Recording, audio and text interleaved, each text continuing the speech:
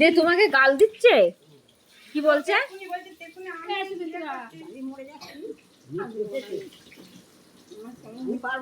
তা তুমি বললে না যে আমার বাড়ি, আমি আসবো না, আমি কোথায় যাব, আমি আসবো না, এই কি কথা? দিয়ে আবার রাত্রিবেলা টুকু ফোন করেছে জানো? হ্যাঁ, দেখি বলছে এরকম ঠাকুমা কোথায় চলে গেছে, বৌদি তোমাদের বাড়ি গেছে, আমি বলবো কেন আমি? বাবা। দিয়ে তখন বলছে হ্যাঁ হ্যাঁ হ্যাঁ হ্যাঁ হ্যাঁ হ্যাঁ দিয়ে তখন বলছে যে আমার বাপি বাড়ি এসে দেখো না, খুঁজে পাচ্ছে না, কোথায় গেছে। প্রথমে মনে করেছে যে হয়তো কারুর বাড়িতে গেছে। টিভি তো দেখতে যায়। তাহলে একটা কথা বলো দিদি ভাই, সারাদিন মানুষটা ধরো সেই সকালে গেছে, খেলো, এসবের তোলে তোদের কোনো খোঁজ নেই। কোথায় গেল? কোথায় গেল? লোকের বাড়িতে থাক না, খাবার টাইমেও তো মানুষ খোঁজ করে। আর তারপরে আমার কাছে কথা হচ্ছে ওর বাড়িতেও গেছে, আমি গাল দেব কেন?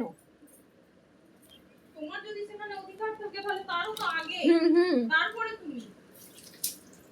এই কি গাছে এসেছে, সব হয়ে গেছে।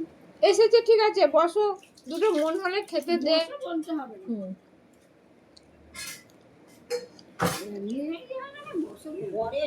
এই শত্রু যে শত্রুকে ওরম করে না, বলো?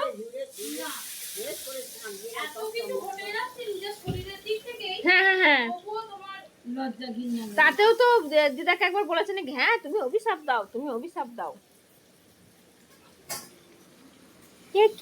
কি দিয়ে তৈরি হয়েছে ওসব মানুষগুলো? শাশুড়িকে ওরকম কেউ করে? আচ্ছা, শাশুড়ি খারাপই হলো, তুই তো ভালো, তুই তাহলে কি ভালো করছিস?